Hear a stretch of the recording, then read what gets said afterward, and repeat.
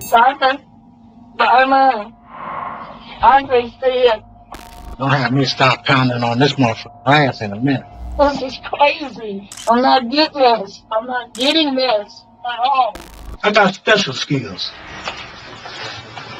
Hope your kids die from thirst. I can see this stuff on TV, but not like this. It was January 2nd, 2017, and what started as a day of New Year's celebration took a sudden turn when a brutal attack left Marine Andre Brown clinging to life in his own doorway. Andre's girlfriend Helen Frazier is in the kitchen, busy preparing a meal to celebrate the new year with her boyfriend and her family. But the couple's plans are cut short when Helen hears a strange commotion in the next room. She steps out of the kitchen to find Andre lying unresponsive on the floor, and he isn't breathing. In a panic, she calls 911, and the operator walks her through CPR to save his life. It's then that she notices something is very wrong and pulls back his jacket, revealing red flowing from a stab wound in his chest. Police arrive within minutes, and Andre is transported by ambulance to a nearby hospital. By all accounts, 55-year-old Andre Brown is well liked. He's a veteran, specifically a Marine, and he's known in his friend group as someone who goes above and beyond for people he cares about. Little did he know his trademark kindness and generosity might cost him more than he could ever imagine. Though Helen is reeling after the incident, she sits down with police to help them make sense of the vicious attack. The following footage has mostly never been seen before. They've been analyzed by a qualified team, including a licensed professional counselor and a former detective, former licensed polygraph examiner, and former hostage negotiation commander and instructor. I was going to hear about what happened at your home this afternoon with Andre. What's your relationship? He's he says I'm his wife, but fiance or whatever, but Okay. yeah, How long have you guys been together? I've known him for like 10 years, but we've actually lived together since October. You said you've known her for 10 years. Was it a French at that time? Were you romantic that whole time? No, it was actually it was a friendship, but like a deep friendship, but not really wise or nothing like that. Okay. And then how did it become more of a husband-wife relationship? This is just kind of just see him here and there or something, like on the bus, when I'm going to work or something like that, and he's going to work, Helen explains that their bond became romantic in October of the previous year. They reconnected through Andre's uncle Tyrone, who was also a friend of Helen's, and sparks flew. Shortly after, Helen and Andre began living together. According to Helen, she and Andre were gearing up for a belated New Year celebration. Andre asked her to cook, and she was preparing all their favorite foods before they headed to her son's house to spend the evening with family. Somebody knocked at the door. okay. According to Helen, Andre answered the door and was greeted by a familiar face. And I heard somebody talking, and it was Milton. Milton, he's someone that he's been knowing. I've known him like for about 15 years myself, like that. But that's his, they used to live like in the wild. Milton and Andre had? Okay. Yes, ma'am. Yes. And he said they were best friends. According to Helen, Milton and Andre both faced homelessness and had been in and out of the shelter system together. Last year, Andre had been able to use his veterans benefits to help secure the home he and Helen now live in. And recently, Helen says, Andre helped Milton out by letting him crash at their place for a week. Okay, this is like, oh my gosh, the last time Milton was over there, it's probably about 4 weeks ago or something like that. Yes, ma'am. Just to kind of be a friend. Yes, ma'am. He owed him some money for the state, but he told him, he gave him his word that he would give him something. Because he didn't ask, because Andre would not ask, he give you his heart if he can, They're friends. Yeah. But allegedly, Milton was still hard up for cash in the meantime, so he asked Andre for a small loan to tide him over until he got more money. Well, he never came back. He never paid him that. It's then, Helen says, that Milton vanished into thin air. And over time, Andre grew a bit resentful.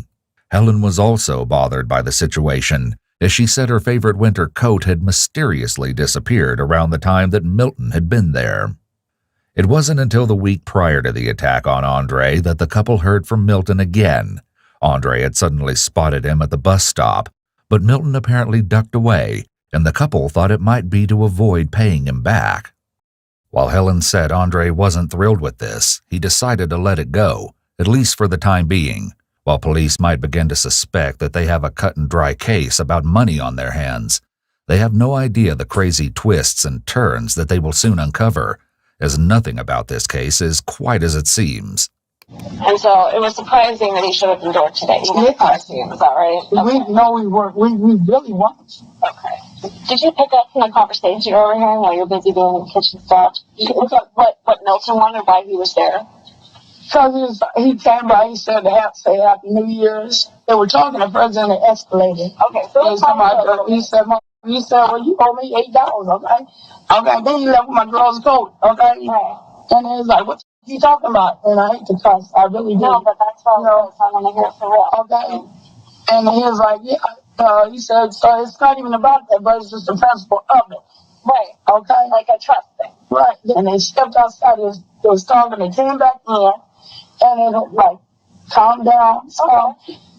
So I just went back to doing what I was doing, right? Where were you at? Because I was in the kitchen. In the kitchen? Yes, Okay. I was in the kitchen and stuff. And then I heard like at the top, and I turned, but I heard the door like slam. And I looked, and Andre was laying on his back. And I was like, Andre, and he was just laying back like this, and his eyes, nothing was moving, and his mouth was open. Yeah. And I just called. I got the phone and I called 911. I said, so what am I supposed to do? And I'm a certified nursing aide. Okay, but I panicked. Sure. So I'm like, so what am I supposed to do? They said, just pump, they tell you, to do this or whatever on his chest or whatever. They like breathe in his mouth. Hey, I said, but he's not doing anything. No, he's not breathing. They said, put your face down there. No, there's nothing coming out. Nothing. Helen was horrified to discover that Andre wasn't breathing, and he had what appeared to be a stab wound on the upper right side of his chest. But she tells police that she continued CPR until authorities arrived a few minutes later. So asking, is he okay? Is he all right or what? And it was like, she was telling, she said, well, I don't know. But somebody's got to know something. First responders continued Helen's life-saving measures, but Andre was being raced to the hospital. Police couldn't offer her much information about his prognosis just yet. Anybody else out by the house today? Just you and No, ma'am, that was it. Okay. Police asked Helen to describe what Milton was wearing that morning, and it's seared in her memory. A black jacket, blue jeans, and black tennis shoes. When the detectives step out of the room briefly, the reality of the situation is crushing for Helen. About my baby, man, you guys, tell me something, let me know something about her.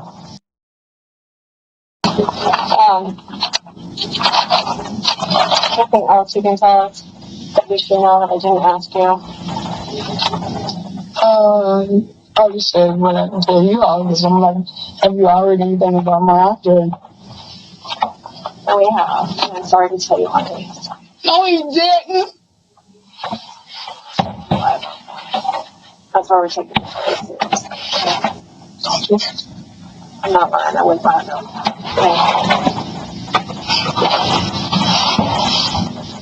That's why we're asking all these questions. This is really important. Don't do this to me. In this moment, Helen isn't just faced with the horrific news of the death of her boyfriend. Her home is now an active crime scene, so she'll also need to scramble to find a place to stay that night. Police offer Helen a phone to reach out to loved ones, and she delivers the difficult news to family and friends. Mother, Andre died. He did it, mother. He died. Wow. My life.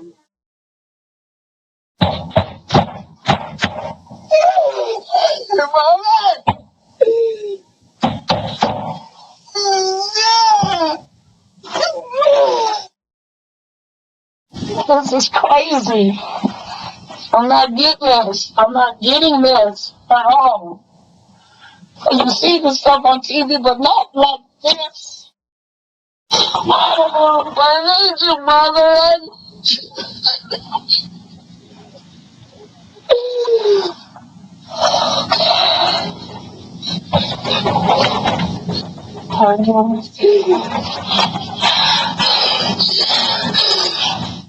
Police do their best to comfort Helen, but they know the biggest comfort they can offer is justice for Andre.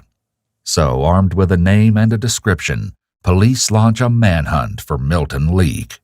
Helen tells detectives that a group of mutual friends who know Milton often hang out outside a nearby shelter. But the weather in Des Moines is bitterly cold that day, leaving few people to point detectives in the right direction. For now, they spread word at local shelters, bus stations, and businesses, showing Milton's photo and asking people to contact them if he's spotted. And the next day, their efforts pay off. Milton is found at a local shelter, and police jump at the opportunity to interview him. Yeah.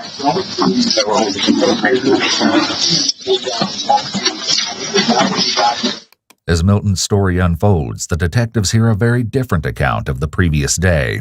Well, I wanted to talk about what you were up to yesterday. Kind of mentioned. Nothing. Can you Stayed in bed. okay, kind of run through your day. Can you start maybe in the Stayed morning? in bed. At the hotel, Village Inn.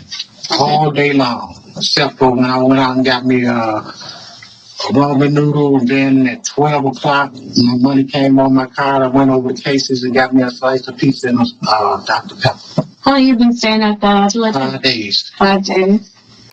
While Milton's repeated interruptions of the detective could be signs of his nerves getting to him and a red flag for possible deception, it could also simply be his baseline when interacting with police. Did you check in under your name? Yes, I did. Before you stayed at Village Inn, where were you staying? Down at the shelter. Why'd you leave there? Because I got paid and I didn't want to stay there no more. Sleeping in chairs. Yeah. You can only have one chair. You can't have two chairs. Uncomfortable. People messing with your property and stuff. Okay. As police dig further into Milton's situation, they learn that he's no stranger to the criminal justice system. You said you've been homeless the last year. Yeah. What caused that situation? Well, I said I didn't disclose that I had a criminal record 23 years ago. Oh. Back in Wisconsin. Oh, your job, you mean? No. Oh. I was on low income. Okay. Through, oh, and then they dropped you from that? Yeah, through Hub. Okay. Down in Fairway. And I was there 2 years before they did some kind of international check or something. Mm-hmm. And they said that Hub don't allow nobody with felonies. Oh, so then they got dropped and lost your housing. Okay. I want to talk to you about something a friend of yours, Andrea Brown. Oh, I heard about that. Okay. What'd you hear? I just seen on the news that somebody got stabbed over there. Who's somebody? I don't know exactly who. I read it in the paper this morning at the library that a 55-year-old man got stabbed. I don't know. At this point, local news hadn't reported who was stabbed, only the area that the murder took place. So why did you know it was Andre that got stabbed? Because I remember that address, 1925. Well, they had in the newspaper 925, but yeah. And then I seen the house, because I know the house got that little X thing and got to go up on the side porch. Okay, I can have a picture of the house. Yeah. Okay. Milton's response piqued detectives' curiosity. Did he know more than he was revealing, or had he simply made an assumption? For now, they move on. Tell me about Andre. He's a nice fella. Is he a friend of yours? Well, yeah, we used to live together down at the YMCA when I first got here. He was a veteran, so they put him up in the house, in a little cottage. I stayed over there a couple of nights, a couple of times. While his story aligns with Helen's so far, it would soon take a sharp turn. Did he live by himself? Well, at that time, he going through a thing. He had two different girls, but he put one out and got another one. She was just as bad as the other one, so they went through a thing. Just before Helen and Andre had become official, Milton explains that Andre had ended another relationship and asked his ex-girlfriend to move out of his home. And according to Milton, this breakup caused a bit of tension between Andre and Helen at first. Helen doesn't deny this with authorities. She even tells them that there was some early tension in her relationship when Andre's former flame needed to pick up some of her belongings. But she also says that their issues are largely in the past, and they're very happy together. They're even discussing a wedding. In Milton's interview, the first discrepancy between his and Helen's story emerges. Have you stopped by there even to say hi to Andre or anything since that time? I haven't been back there since. Okay. Have you seen him at Dart recently, or when maybe the last time you even caught a glimpse of him? Last time I caught a glimpse of him, I think I seen him and Spooky Juice getting off of the bus going to Walmart. And they was drunk and talking crazy, so I just left them alone. According to Milton, Andre was with his uncle Tyrone, also known as Spooky Juice. Detectives would later discover that Milton is leaving out a key piece of this story. Did you guys ever lend each other money or anything like that? Would you guys ever help each other out in that way? Well, yeah. I loaned him some money once. You loaned him some money? Yeah. Did he ever pay you back? It took a while, but he paid me back. He paid me money. Did he ever loan you money? Yeah. Okay. Yeah. Did you pay him back? Yeah. When was the last time that he loaned you money? That was a long time ago. For detectives, Milton's story seems shifty, and with an eyewitness account of his whereabouts, things aren't looking good for him. Even so, they give him an opportunity to establish an alibi. Yesterday when you were at Village Inn, do you ever check in or talk to like the people at the desk or anything? Do they know you there, I guess? Oh, yeah, they know me real good. Yeah, if you stayed there several times. Yeah. It sounded like, did you talk to the desk person or anything yesterday? No. No. And the reason I'm asking is because I want you to be honest with me today. No, I Okay. am on it. I ain't talk to nobody. We're not quite there yet, but I think we can be. Okay. I know you had a decent relationship with Andre. Okay, and I know that you guys had some kind of interaction yesterday at some point, and that's what I want to talk to you about. No, we didn't. Okay. And it's not a coincidence that we're trying to look for you. It's not there's, obviously I'm not gonna go into these things. I have some information already. Okay, I'm prepared. I kind of know what happened before I talk to the next person, and you're kind of just another piece in the puzzle. Okay. Okay. All right. Uh-huh. And so I need to know what happened between you and Andre yesterday because there was some kind of interaction, and you're the only one that can tell me that. There was no interaction between me. I promise you that. I'm just as sure as you sitting right there and I'm sitting here. I've never seen Andre yesterday. It's not true. What you mean it ain't true? And it's not true because we have people that just saw you there. Ain't nobody seen me there. Yes. Isn't it true that he loaned you just a couple bucks and you owed him a few bucks? No. No? After detectives put on the pressure and ask Milton about money, the detail he left out about the bus stop interaction surfaces.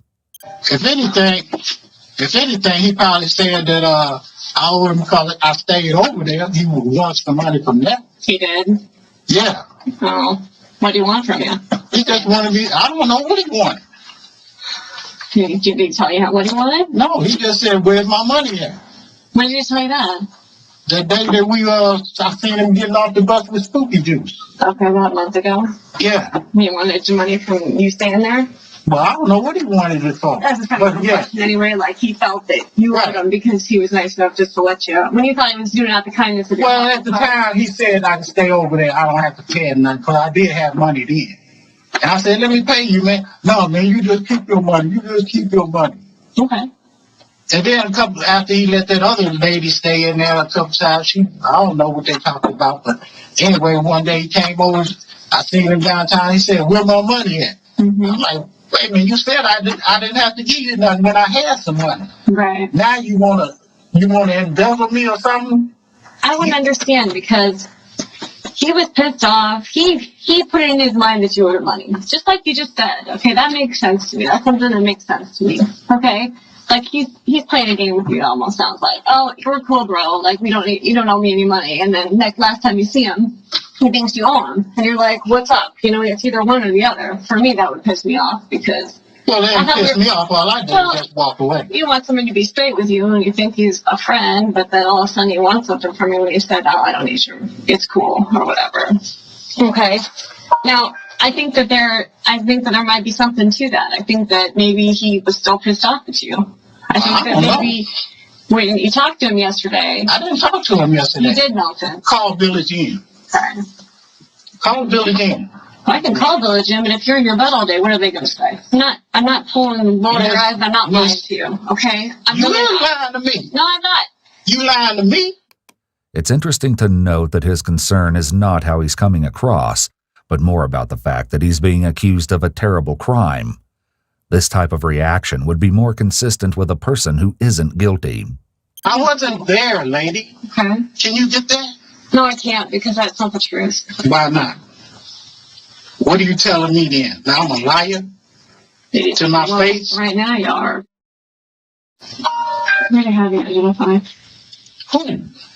You are identified as being at the house yesterday. What were you wearing yesterday? Do you remember? What I got on now. Same exact stuff? Yes. Okay, same shoes, everything? Yep. At this point, Milton's clothes are key for investigators. And today, as seen here before his interview started, Milton arrived wearing a dark coat, just as Helen had described. They were talking at first and it escalated. Okay, so he said, well, you owe me $8, okay? Okay, then he left with my girl's coat, okay? To keep Milton talking, detectives switch up their approach. Instead of confrontational questions and statements, they try questions that hint his actions may be justified. What was his frame of mind? I don't know. What was he coming at you aggressive? What? Did he think you owed him money still? Was he pissed off about that? That's relevant to me. That was something that I can work with. I'm not going to tell you something I don't know. You think that we just magically pulled your name out of a hat? I don't know. I don't think so, but you probably got my fingerprints or somewhere over there, or like she said, somebody said that I was there, but didn't nobody see me there. Not physically. Mister, come on, man. I mean, no, you come on. We're not going to come in here and just throw this stuff around if we don't have proof of it. You got my fingerprints from a long time ago. We have proof. Oh, I can tell you right now, we don't have any fingerprints yet. I'll give you that clue. We don't have one. No, we didn't get it from fingerprints. But let me ask you this, Milton. So do you walk around during the day sometimes, like especially in the summer? Do you walk around outside a fair amount of time? Yeah. Okay. Occasionally you might go through a residential neighborhood where there's houses? Yeah. Okay. Well, you notice those cameras are popping up a lot more on houses. Have you noticed that? Not really. I ain't paid that much attention to it. Okay. Yeah, Well, I can tell you as a detective people got that is very, very helpful to us. But I know. I mean, that's one of the best things to come along besides DNA. Yeah, I know one some of the people best got things, security man. like that. Yeah. Yeah. So that we get videotape right away. Mm-hmm. It's there. It's right there. The detectives are beginning an interrogation tactic known as planting seeds of doubt. If someone is guilty and they hear that there is other evidence they may not have considered, this tactic will make them extremely nervous. But on the other hand, if someone is innocent, they'll feel confident that there's no evidence that can implicate them. However, these detectives' execution of the tactic is a bit sloppy, as it should be delivered with more unwavering confidence. We don't have to wait for fingerprints to come back and DNA to come back. Police all but say it. They have video footage of Milton on the day of the murder, and they didn't know it yet, but such video footage would become the foundation of their entire case. In the meantime, Milton's already limited patience is wearing ever thinner. Here's what I want you to think about, Milton. I'm not thinking about Jack. You saying that you're not even there makes us feel like, what the hell's going on there? Yeah, you tell me what the hell's going on. I thought we could just have a conversation. Yeah, I was there and then I started. I'm trying to put that psychological stuff on. I'm not trying to. Arrest me or let me go. You got 72 hours. You're talking TV talk right now. Too much TV talk. No, that ain't TV talk. It is TV talk. Okay. The 72 hours Milton is referring to is related to the U.S. constitutional right to a speedy trial, which includes filing charges after an arrest within a reasonable amount of time. But the Constitution doesn't spell out what reasonable means, so it's up to the states to decide how long police can hold someone in jail without charges. Often charges are filed within 72 hours of arrest, but there's no hard and fast rule. While the detective clearly thinks that Milton's misunderstanding is funny, this is a very poor way to maintain rapport, and laughing at him and mocking him will only damage it further. They aren't following normal interview procedures and haven't done much to develop rapport with him before this point either. The detectives back off, shifting their focus to Milton's version of events that day, hoping he'll drop some new details they can use. And he does exactly that. Not even my girl, we broke up New Year's Eve, so that's why I didn't This know. year? Yeah. So just 2 days ago? Yeah. Who's that? Huh? Who's your girl? Or your ex-girl? Ex-girl. How Well, much do you- she's no longer talk about it. That's something else. She don't know nothing about Dre or nothing like that. No, what's her name? No. You don't even know her name. She's innocent. She ain't got nothing to do with this.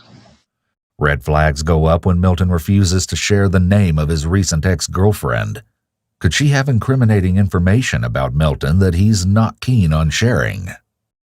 I asked you earlier if this girl that you broke, or this girl that you had just 2 And I days said she ago. don't know nothing about my personal business. And I said, how do you know that? Because it's your personal business between you and Andre, whatever happened to Andre. No, That's exactly what you said. that ain't what I said. It most certainly is. Man, you trying to put words in my mouth. You know with this. I am not. Milton, this is recorded. We can watch all this back.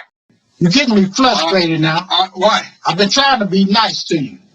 You know what I'm saying? Why are you Explain getting all this. frustrated? Because you up here trying to put words in my mouth and try to make me look like I did something to No, you. sir.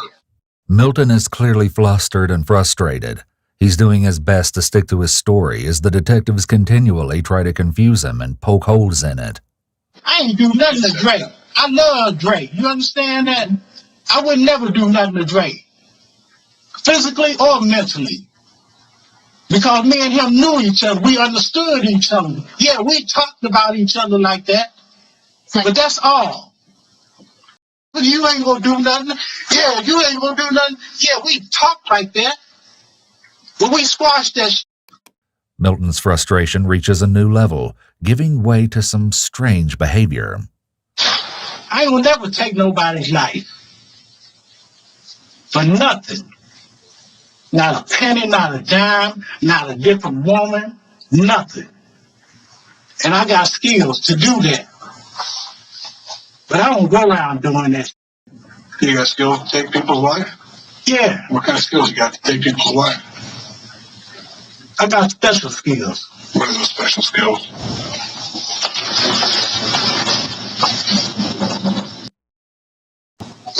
I know it only takes 60 pounds of pressure to break a bone. Yeah, I got all kind of knowledge about doing that. I don't do that. I'm 68 years old. I ain't got time to go around here trying to prove myself to nobody. But I ain't gonna let nobody push me. I would hope that you wouldn't Yeah. prove yourself. Right. I don't walk around here all tough with my chest all blowed out, my head blowed up. I ain't out here to hurt nobody. I'm just out here to survive. Did you ever carry any weapons for self-defense? Pocket knife? No, Nothing? no, No, never have in the past? no. Any kind of guns? Yeah, Okay. What'd you carry? it's loaded now. What are you talking about? My mind is loaded, full of bullets. I'm talking about a gun. I'm talking about knowledge. I'm talking about power. You ever carried a real gun? No. Yeah, I'm done too. Y'all gonna buy me dinner or something?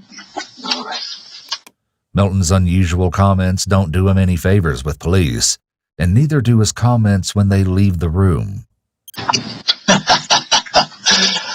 Boy, may you rest in peace, Andre.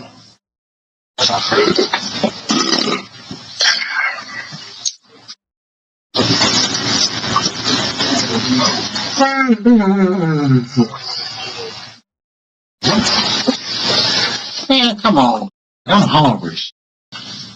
We can throw this out.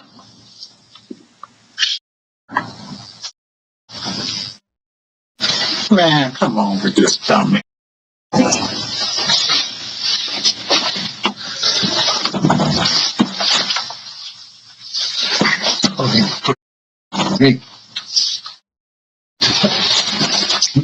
do something. Quit fucking with me. You gotta find out what you know. You fucking around. I'll see that. There's nothing to worry about.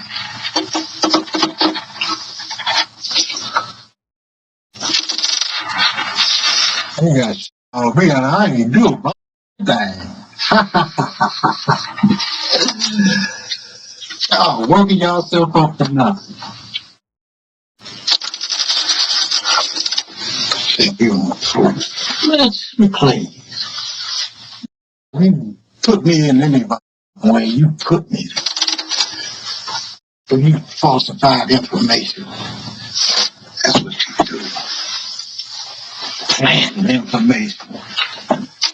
You can't plant.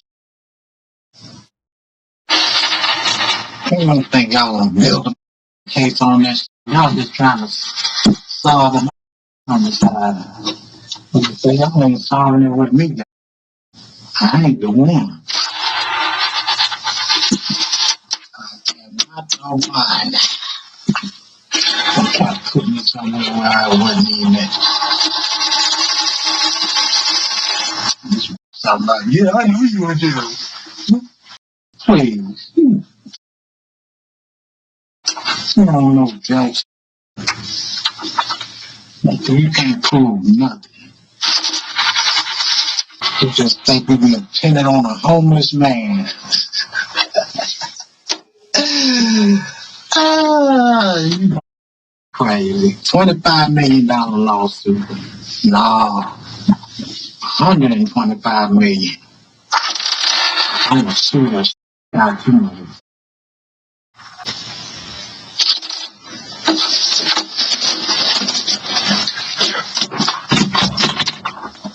Somebody come back here. Y'all getting me pissed off now. This is embarrassing me like this. Despite his protests, Milton is placed in custody, and his clothes are taken as evidence.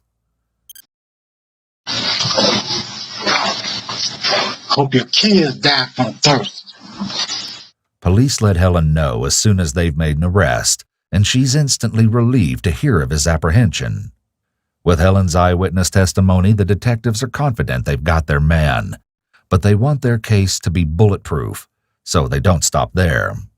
While the detectives do find a record of Milton staying at the Village Inn on the day of the murder, no one can account for his whereabouts. According to cleaning staff, they don't recall actually seeing him that morning, despite having cleaned his room sometime between 9:30 a.m. and 12:15 p.m. Authorities also get a lucky break when they chat with a few acquaintances of Milton's. According to police reports, one friend reported that when she saw Milton on the day of the crime, he seemed off. She recalls that he wasn't his usual happy-go-lucky self. Another acquaintance revealed that at one point Milton had a long-term girlfriend named Sandy, and police immediately suspect this is the mysterious ex-girlfriend. Once they track her down, they ask Sandy to map out her history with Milton. And when Sandy arrives at the station, her adrenaline and anxiety are surging. Police allow her daughter to join them in hopes of keeping her calm and getting as much information as possible. What was the first thing you felt when they came? I saw them. I said, oh my God. Like, what did you feel? I was on this way. No, you can't breathe too fast. Look. No, like this. Sandy's nerves are on edge as she struggles to come to grips with the idea that Milton may be involved in a terrible crime. Look, watch me. After Sandy's daughter gives the detectives the room, police ease into their interview with a few background questions. How did you meet Milton? Oh, at a church? Soon Sandy volunteers that their relationship recently ended. Unlike Milton, however, she's forthcoming with the reasons why. After 10 years, Sandy felt their connection was dwindling. She didn't see Milton as often as she liked, and she suspected that he was shielding her from the realities of his life. Because I used to ask him, why you never bring these on in your friends? He said, because it's my business, and they don't even know my business. I said, okay. And He didn't want to tell you about what was really going he didn't on. tell me nothing. He just But in spite of everything, Sandy said she and Milton were usually able to work out their differences, and violent behavior seemed beyond his capacities. he was a good guy. That's why I'm so feeling shocked. Like my nerves. He never done nothing like this in 10 years. When police spoke with Anita, Sandy's daughter, she echoed the same sentiments. Did you ever see him get really angry or violent ever in the past? No. He's a father figure to me. Okay. Even though not biologically, Right. he was like my father, so Right. he played that role really well. Okay. And Anita admits things have been different recently. But since he lost his apartment, everything changed. Detectives begin requesting CCTV footage from the locations Milton shared with them, including the Cash Saver store and the pizza restaurant. In the meantime, detectives meet with Helen, Andre's girlfriend, again to make sure they don't miss any useful details about Andre's last hours. And as it turns out, Helen had forgotten a few things in her first account, like Andre running to the store for a six-pack of beer and a second visitor to their home that day. And he went to the store. He did? Yes, Okay. the store. You didn't go? No, I went later, him and I, to Family Dollar, Okay. and then came back. What store did you go to? He went to the quick trip. Okay. You just walked there, or how did you get there? He walked. Okay. Knowing that Andre walked to the quick trip down the street is a win for detectives. There are several local businesses surrounding the gas station, so CCTV footage may help them establish a clear timeline in their case against Milton. But as the days pass, the likelihood of that footage being erased only grows, so the detectives must act fast. And in the chaos of that morning, Helen also forgot to mention what happened when Andre came back from the store. While she was in another room preparing for the festivities, there was an earlier knock at their front door. And it wasn't Milton. Helen tells police that Andre answers the door and heads upstairs with another man.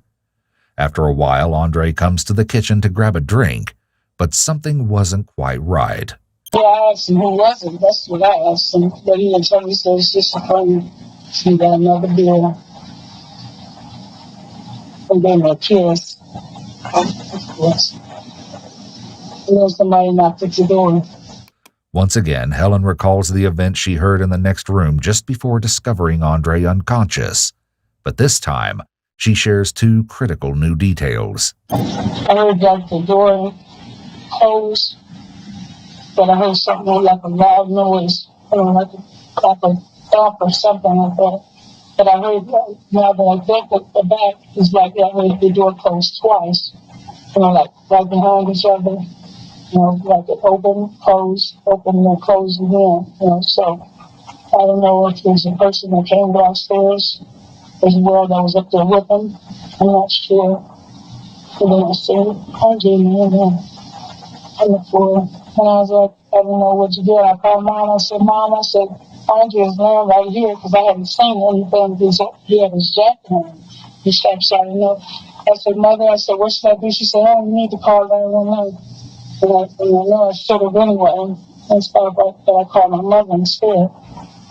And then I hung up the phone. And then I called 911. Helen's behavior has changed noticeably. Previously, she was more animated.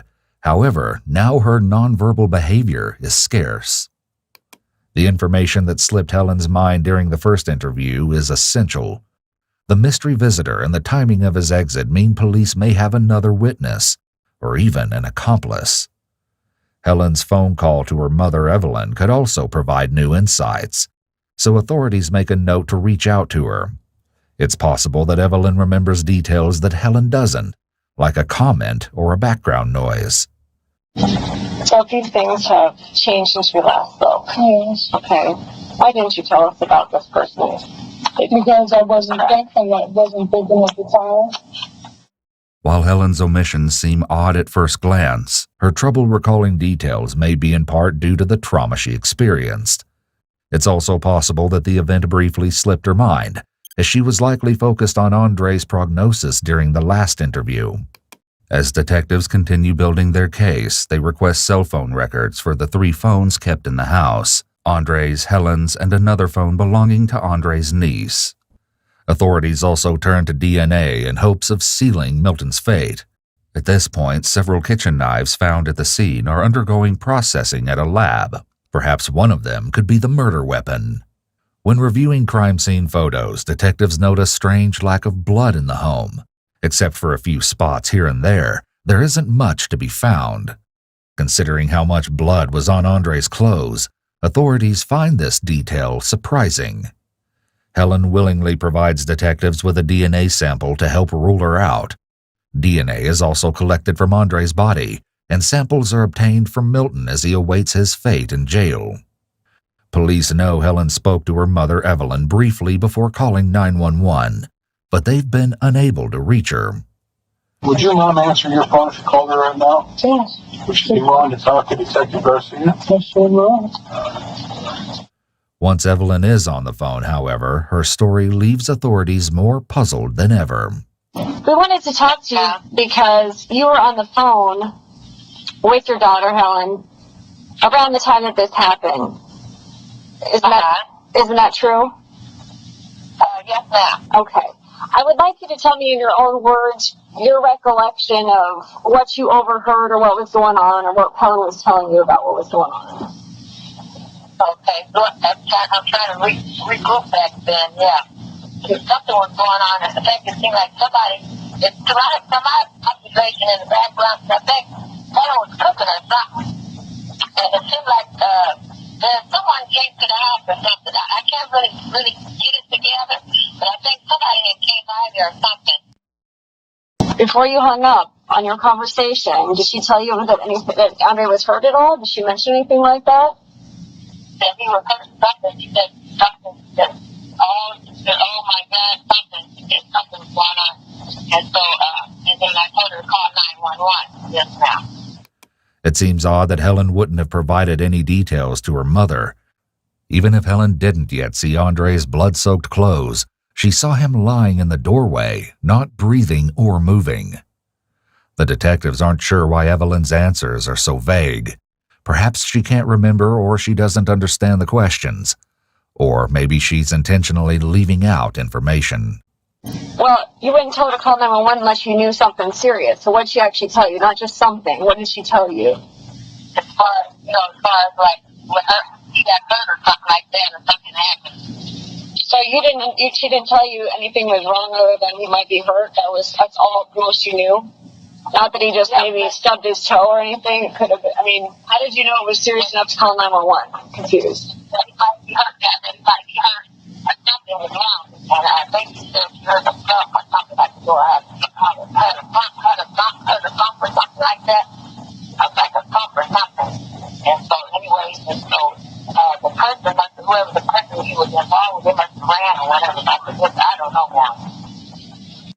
And you're her confidant, you're her best friend, as she calls it, so you would know she would be the one to tell you what happened that day. And that's why I'm calling you, but I feel like I'm not getting any kind of detail. Detectives go in circles with Evelyn for several more minutes before calling it quits.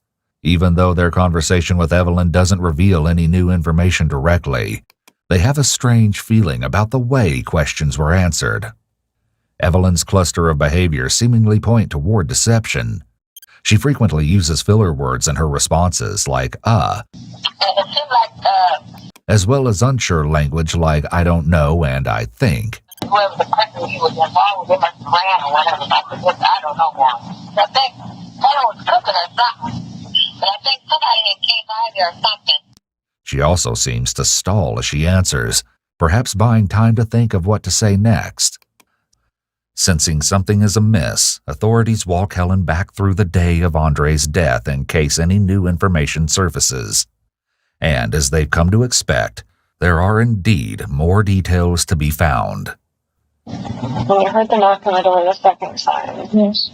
did you hear a voice at that time? Yes, I did. Whose voice was it? It sounded like Milton to me. Did you ever see Milton with your own eyes? No, I did not. No, I didn't.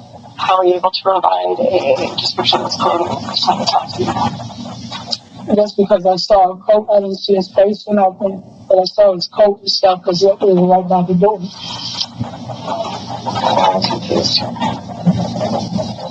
Helen cups her head in her hands nervously as she explains her rationale. This is generally a self-soothing action. Pressure or rubbing will help soothe the anxiety. Okay, I said this motion, I felt like it was motion.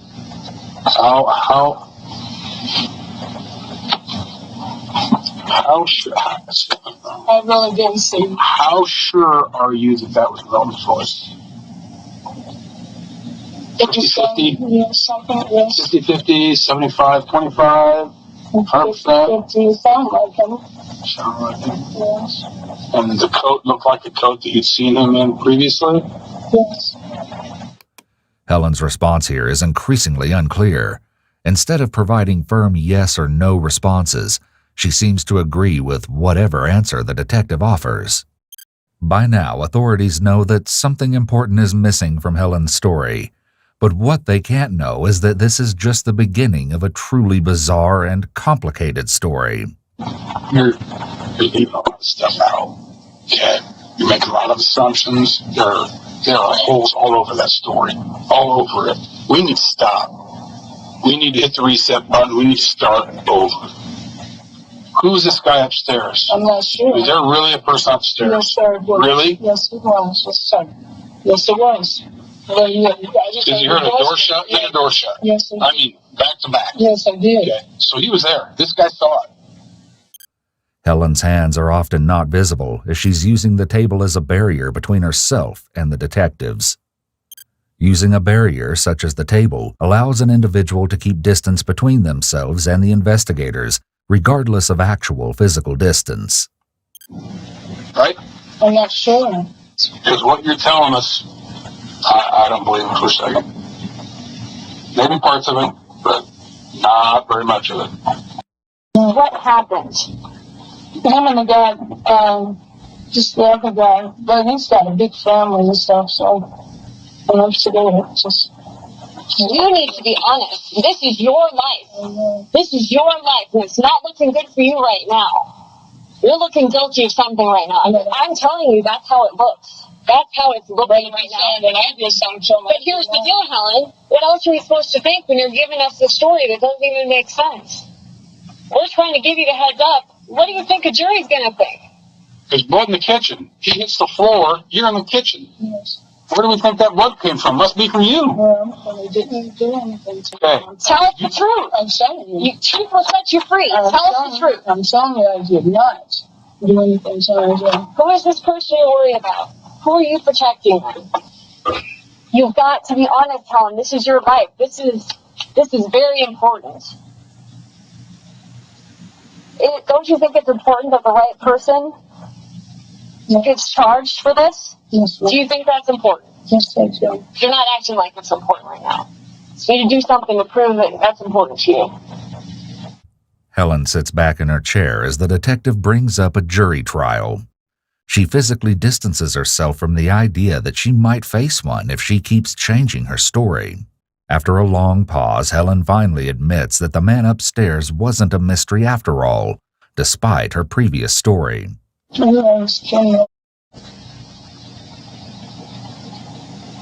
But they have such a big family and stuff. So what's going to happen? We're not even close. What about Kenny? Tell me about Kenny. Who is he? Every family's just vicious. This is a safe place to tell this story. Helen fears for her safety as she opens up about the second visitor at her home. She claims Kenny's family allegedly has ties in local crime. Was Kenny still there? Did Kenny kill Andre?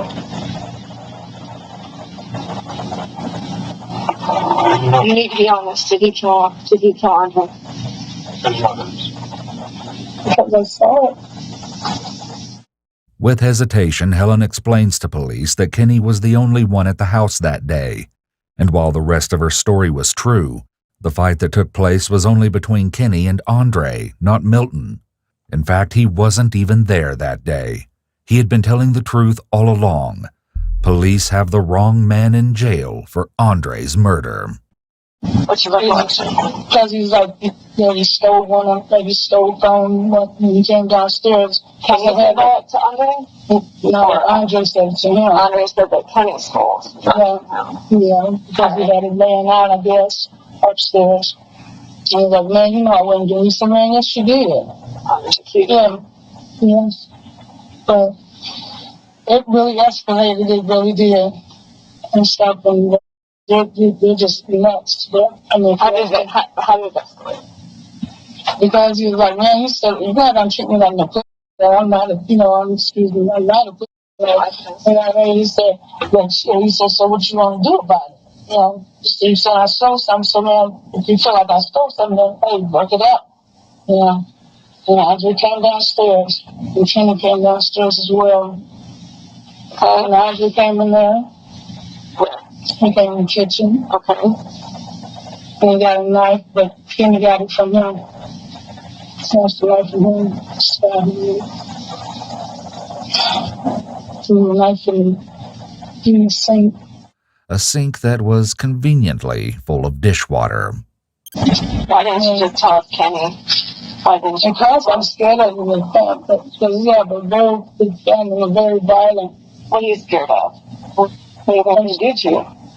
They would kill me. They would. They've done it to people. Is that why you didn't tell us that, Jay? Yes, ma'am. They haven't gotten away with it. Helen's story is starting to make sense to detectives, but her changing storyline means she's no longer a credible witness. An accurate account of the facts is more critical than ever, so they ask Helen to take a polygraph test to bring a little peace of mind, and she's happy to cooperate. Even though polygraphs aren't always admissible in court, they can be under certain circumstances. Often asking someone to take a polygraph is an interrogation tactic itself, as it gives the police a chance to observe how people react to the suggestion and see how willing they are to cooperate. In the meantime, they remove all doubts about Milton's involvement. Milton was not there at the house that day. Milton has nothing to do with Andre's death. Yes, why did you forget with Milton? Because I just want to understand. Because I don't. Do you hate Milton? I dislike him. Because he's very disrespectful. Helen reveals that Milton is nothing more than an unlucky scapegoat, named as a suspect because she just doesn't like him. Or at least that's the reason she'll admit to right now. If you had been honest in the beginning, we'd have a much stronger case, but now your credibility is. We got to get Milton out of jail. Yeah. To help them narrow down their new search, authorities ask Helen to review a lineup and point Kenny out to them. But when it comes time to confirm Kenny's identity, Helen's apprehension causes her to waver. None of them. None of them are Kenny.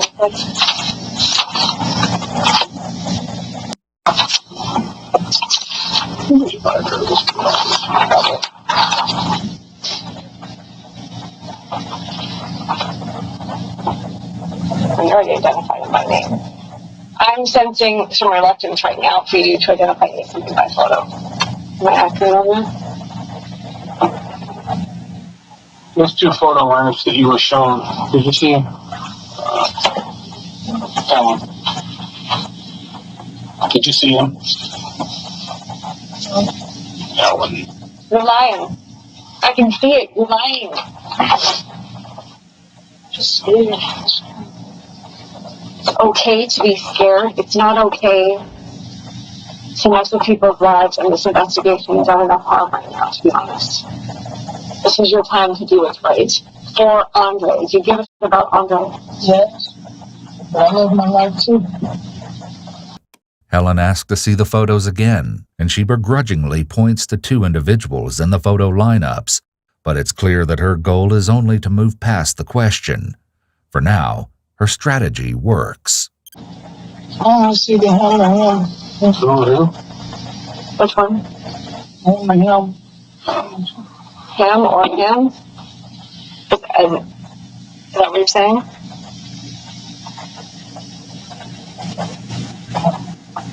Yes. Before ending their meeting with Helen, detectives offer her one last opportunity to share any information that might be helpful, and it's a good thing they do. I want you to get checked up short right now. What I was prepared to tell us about what happened next time. Has anyone contacted you afterwards telling you to shut your mouth? Yes. Who?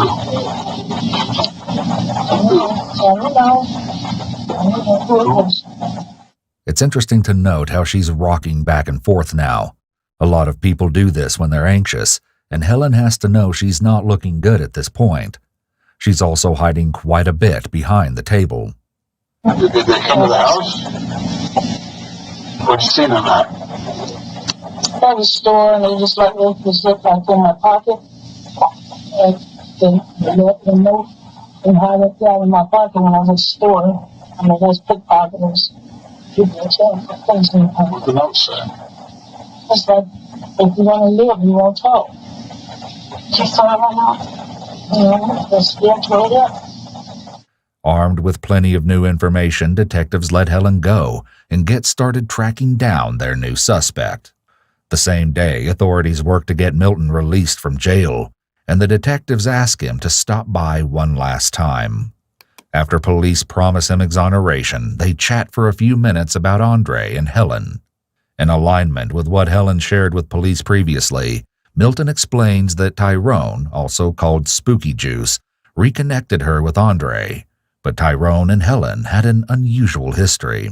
She used to live with Spooky Juice until she set his apartment on fire. That's how he became homeless. Were they dating? They were just friends. Oh, okay. Well, he had some kind of fantasy about it. Whatever. Each their own, right? While Milton never specifies if the alleged fire was intentional or accidental, the circumstances certainly seem odd to detectives. Milton, who spent 17 days in jail, was fully exonerated. A few days later, Helen arrives at the department for her polygraph examination, and according to the police officer who conducted it, she apparently failed remarkably. Polygraphs are generally not admissible in court because their accuracy can't be guaranteed, but in combination with Helen's history of ever-changing stories, her indication of deception is noteworthy to detectives. When Helen is confronted with her results, her story changes yet again, and it's soon that this entire case is flipped on its head. Though the polygraph can rarely be used in court, it really is a psychological sledgehammer in interrogations when the examiner tells someone they're deceptive. Different states do it differently, but usually the examiner will tell the person they passed or failed. The initial reaction from the person is huge. If you call an innocent person deceptive, they'll come unglued. If they sit quietly, this helps confirm the charts. Be honest.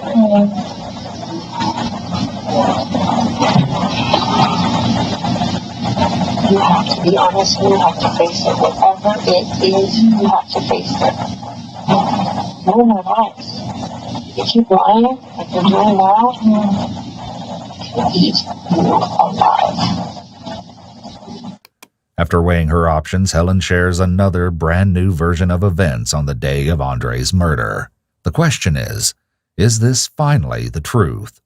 This time, she makes the allegation that Andre may have been associated with a street gang referred to as the Vice Lords, which has roots in Chicago beginning in the 1950s. Well, Andre gave us his story. To a picture. And when his buddies coming by, somebody just had it. So we went to Chicago. Chicago. Andre owed him some money, but he knocked on the door and he came in. Over time, Helen's stories become more and more elaborate. What began as a small, unpaid debt with Milton evolved into allegedly stolen drugs with Kenny, and now a money battle with a kingpin from Chicago. While Helen says she didn't know Mark, his reputation preceded him. For now, detectives play along. When Andre showed up, what happened? What you've seen here. Be specific. As part of the Reed technique, detectives don't often allow the suspect to get entrenched in their lies, and often interrupt them so they don't get too comfortable repeating them. Here, however, it seems like detectives are playing along with her and letting her put the final nail in her coffin, so to speak. Every story she tells will be played to the jury someday, and if she changes her story again in court, the prosecutor will have to ask her, which story do you want the jury to believe? Yeah, so what's something like, what's something like,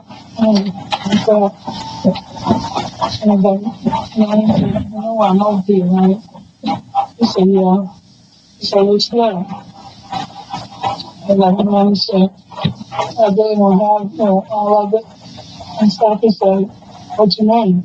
He said, I said, he said, what will happen and things, when I trusted you and things. He was like, you went upstairs and got whatever he had and stuff. You went upstairs to get money. Yeah, the stuff, the rest of the stuff.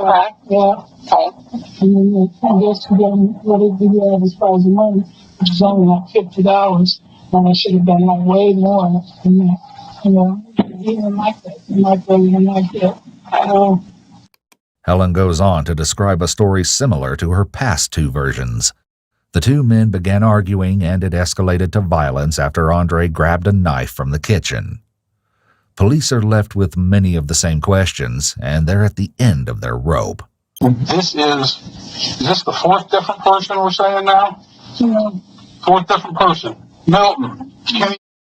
Kenny, unknown last name. Now it's Mark Keegan. That's 4. So I got to tell you, I don't believe you. I don't believe hardly one bit of that story. So far, Helen's stories of crime families, betrayal, and murder over small sums of money are proving to be nothing more than fantasies, leaving detectives to wonder what truths are being concealed. Helen has turned away from detectives, using her hand to hide part of her face. True to form, she changes her story as soon as police confront her about the absurdity of her stories. Now she tells authorities that Mark wasn't a stranger after all, and she may have had something to do with his sudden appearance. Open-ended questions are a must in this case. These types of questions keep from shutting down the conversation and keep information flowing. They need to get her talking and let her keep telling her story. I shouldn't have let him in. How did you know him? I used to live in Chicago. I called Mark over there because Andre was up in my face. And it's like I'm because of it. It's my fault. Why'd you call Mark? Because Andre was up in my face. Tell me about that. What was he doing? Calling me these and telling him going on with the baby. He had some company coming over. I told him I wasn't wanting him. Finally, the detectives call out the latest in a long line of fantasies Helen is using to escape reality. You're caught up in this world that doesn't really exist. Enough is enough, okay? Enough is enough. Yeah, but I'm sorry. We're not going to keep chasing our tail. We can prove it all right. No, it's not. We proved it all wrong. All of it. Proved it all wrong. And now we got to go chase down a Mark Keegan? Is this another guy that's wronged you in the past that you're pissed at? No. It's notable how different Helen's behavior is when compared to that of Milton. Helen's words are repetitive and her no was very passive, while Milton was clearly quite angry. Her lack of irritation and calm demeanor are unusual behavior if she was truly an innocent bystander. Is this the fourth different person we're saying now?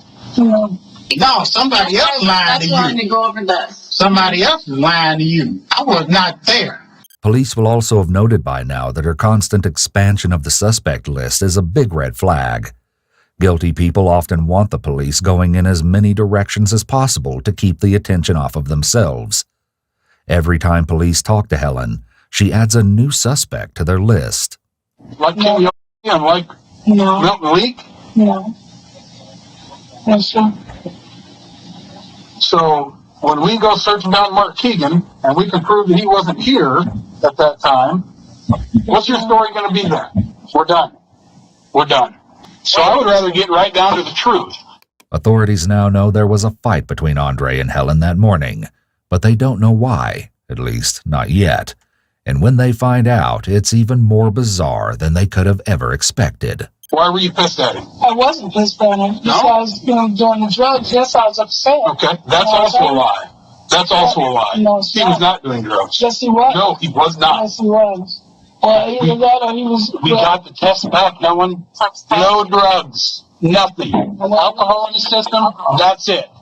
Helen forgot to consider that police would likely run a toxicology screen due to the nature of Andre's death, and the results highlight what police already suspected, that Helen's latest story is just another elaborate lie. You haven't been completely honest about how volatile your guys' relationship is. We've looked in the past. Yeah, We've talked, we've talked to neighbors. It happens a hell of a lot more than when we go out there. Was this a relationship of convenience? Give you a place to stay. Andre wasn't so bad when he wasn't drinking. Is that what this was? Yes. That's why you stayed there with him? Yeah, so Okay. I'm in that place. Ellen, you took a knife from that drawer or on that counter and you stabbed him. No, I didn't. You did stab him. No, I did not. You did. And you know how I know that?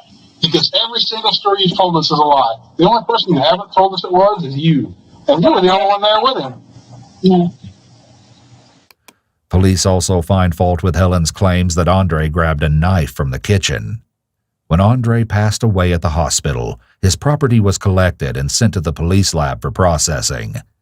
Police found that a kitchen knife had still been in Andre's pocket when he arrived at the hospital, a knife that wasn't the murder weapon. Carrying an open-blade kitchen knife in any pocket is dangerous, a risk Andre may have been willing to take if he felt he might need it for self-defense. I already had a knife on. You didn't have to go get a knife. Did he? I don't know, maybe he forgot he had it. I'm not sure. At this point, Helen is under a microscope. Her stories have fallen apart time and time again, and now police are left to piece together what happened from outside sources. As CCTV footage starts to trickle in, detectives catch a lucky break when reviewing the quick trip footage. Close to 12 p.m. on the day of his murder, Andre is seen interacting with 3 different people outside of the gas station, as well as a nearby laundromat.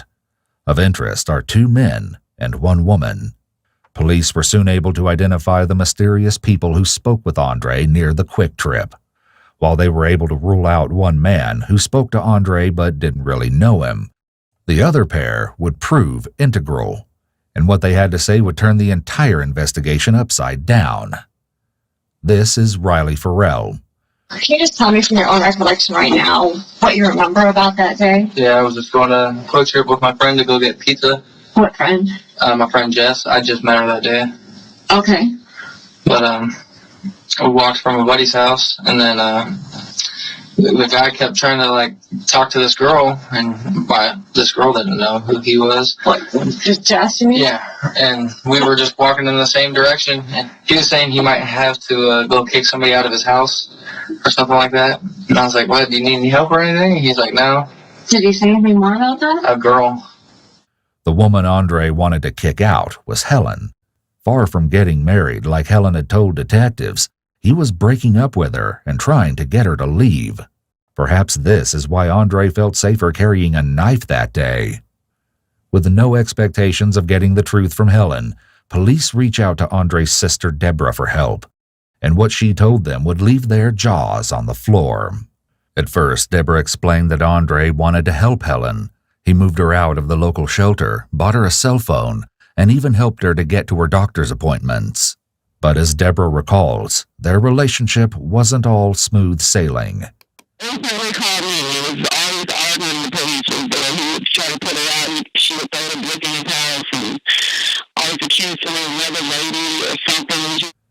It seems like the police calls to Andre's home were in fact related to Helen.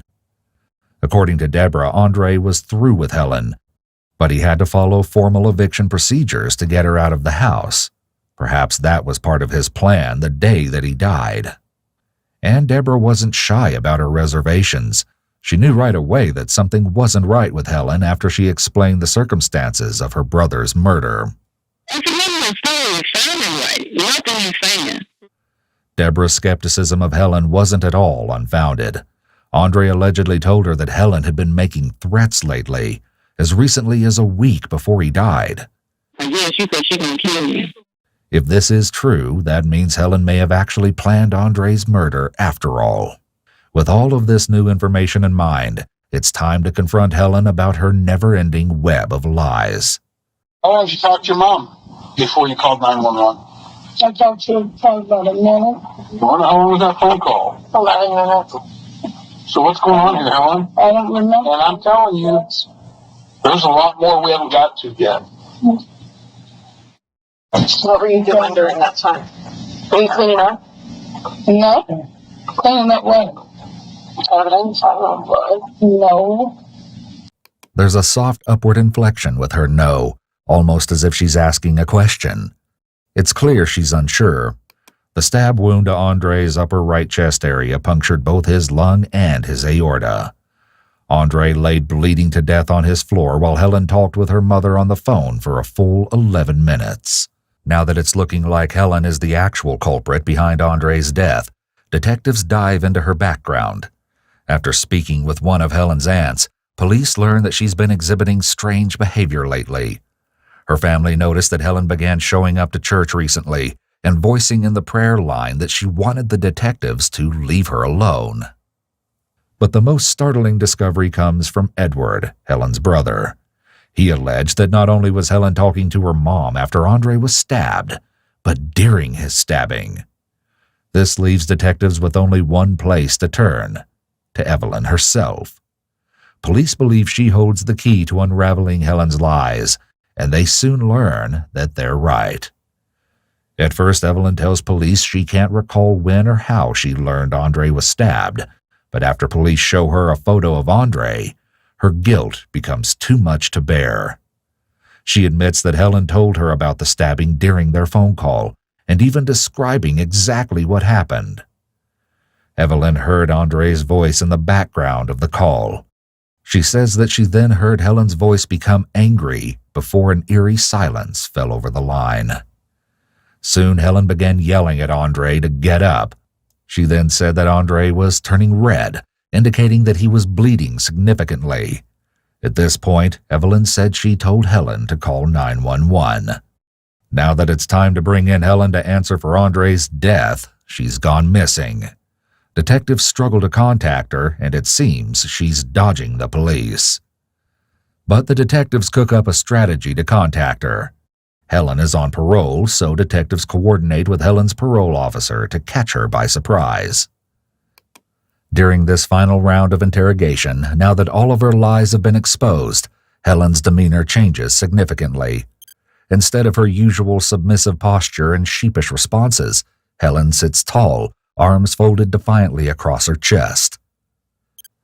What still isn't completely clear is why exactly Helen killed Andre, and when she finally does give an explanation, it's shocking, to say the least. Is Mark Keegan? He doesn't exist. We've been to Chicago. We've done our work. Anybody with the description that you gave us does not exist. That's right. Helen's supposed admirer doesn't even exist. Your mother doesn't strike me. She strikes me as a religious woman. She strikes me as an honest woman. Yes. Would you agree with that? Yes. And speaking to her, she obviously told us some things about the conversation that you had with her that day. Mm-hmm. And after she had that conversation with you, she passed that along to everyone else. And that's why we talked to all these other people here. Okay? Mm-hmm. Because she didn't frankly know what to do with that information when you told her. Mm-hmm. Because she sent a text message to people. Mm-hmm. And she told people, frankly, that you had stabbed Andre. You told her that. Your mom's not a liar. she has to do the right thing, and she did. I told us the truth. One of these texts asked family members to pray for Helen because she'd stabbed Andre. The day after the murder, once Milton had been arrested, Evelyn fired off more texts to her family, retracting her previous announcement about Helen. Instead, she said that it was a misunderstanding and that she'd jumped to conclusions. Helen seems to demonstrate the freeze response here. She remains markedly still this entire time. She likely knows that she's caught up here and is resigned to that fact. And we also talked to people that talked to Andre that day. He went to the Quick Trip, as you know. We know that. He went to go get some beer and such that day. Well, he actually happened to run into a couple of people that day. And they both said, independently of one another, that Andre mentioned he was fighting with you that day, arguing, having a hard time with you that day. And he actually told this guy, who he's just met that day, he was going to kick you out. What was going on between you and Andre that day? I don't know. I blocked it out. I don't remember anything. You really got nothing to say? Out of stories, out of people to blame. That your mom talked about it. Talk to the county attorney. Okay, you're gonna get charged with murder first. I need you to stand up. I'm gonna pat you down. You don't have anything sharp on you, anything else or anything. By the time Helen saw her day in court, her memory dramatically improved. She now claimed self-defense. Despite Andre's lack of physical violence that day, she argued that the way he walked into the kitchen was ominous enough to justify her action. But just like the detectives, the court found that Helen lacked any credibility. Helen was convicted of murder in the second degree, as well as 2 counts of malicious prosecution. She was sentenced to 52 years in prison.